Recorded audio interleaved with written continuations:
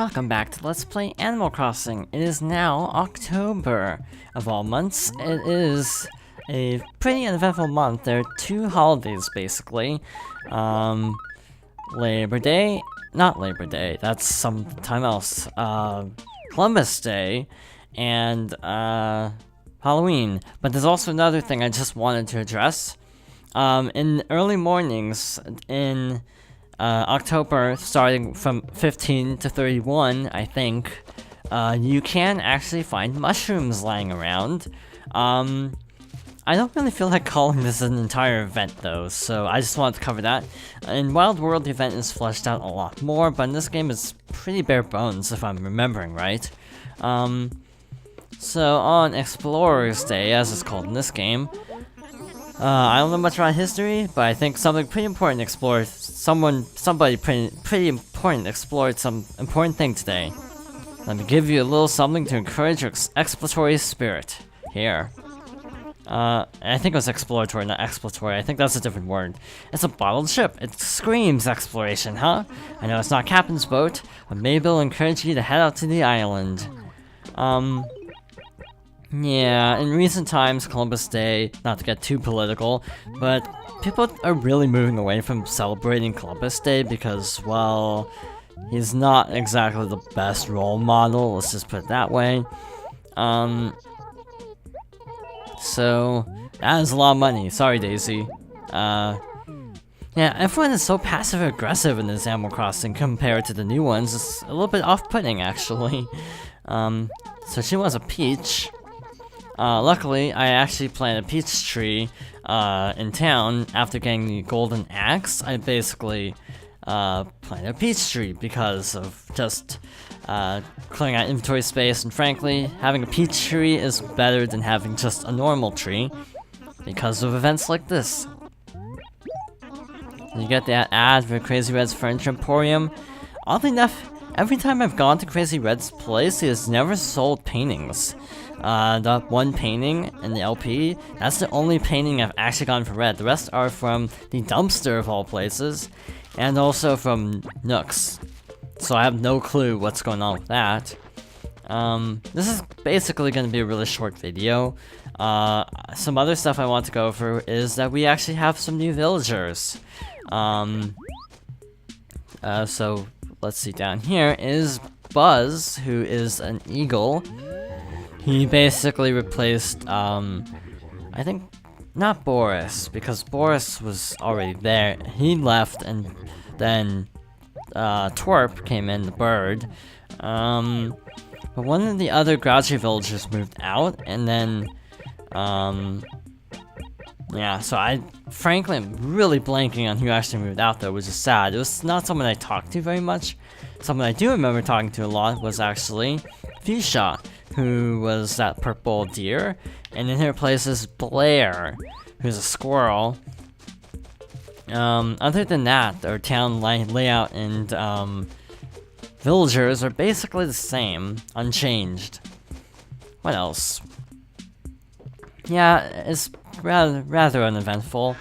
Again, the Mushroom Festival is not like super important. It's not really emphasized. The bottled ship is actually kind of cool looking. If I'm not mistaken, you can place it on tables and stuff, so it's actually pretty nice. But with that being said, the blue theme is actually coming along nicely, and the classics theme upstairs is actually finished. I forgot to show that actually. But in any case, we need to go see our new neighbor, who's actually down there. So never mind. Also, I got an organizer off screen for Ava, so we actually might as well give that to her now. Yep, things are gonna slow down considerably later on because the amount of holidays definitely dwindles as time goes on. Specifically, like, winter is actually not that eventful. So yeah, probably not a whole lot of Animal Crossing after, like, Halloween. I will end with the schedule, of course, because that's kind of traditional at this point. So this is Blair. I think I've had her in Wild World, but I don't remember, to be fair. Again, she's just legitimately the same personality type as Fuchsia, so if you like that type of villager, then cool. If you don't, then you're out of luck. Which is a thing in this game that isn't quite as rigorous in later games. Because you can have 15, oddly enough, this game is a lot more strict in terms of who moves in.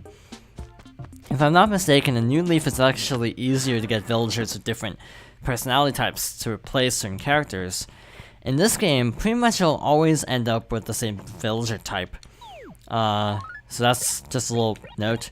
So after Halloween, we have a ton of holidays in November, but we'll only actually show one of these 4. The fishing tourney lasts all Sundays. It's a little bit different when there's in the later games when there's only one fishing tourney. In the original, it's just like a bunch all in one month and then nothing. So the fishing tourney after... Oh, that's actually really close. It's only like the next week. So 2 weeks until Halloween, and then we'll be rather busy with holidays for a little while, actually. And then December only has 3. But like January only has 1, February only has 1. Actually, in these 3 months, we will actually be finishing up the fishing log, so we will actually probably do that on snow day. Finish up all the fishing. I'll probably do the fishing off screen, save, quit, continue, and then get the item and then show the holiday as normal.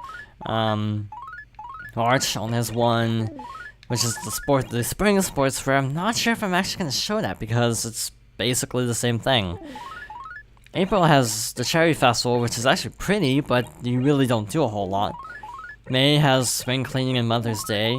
June has fishing tourneys and graduation day. And July is actually where we end this project on the fireworks show. So that's going to be a long time. Also, the last bug that we actually need is only available in June, so probably on graduation day, or yeah, probably on graduation day we'll finish that up. And then we'll end off the project on July 4th.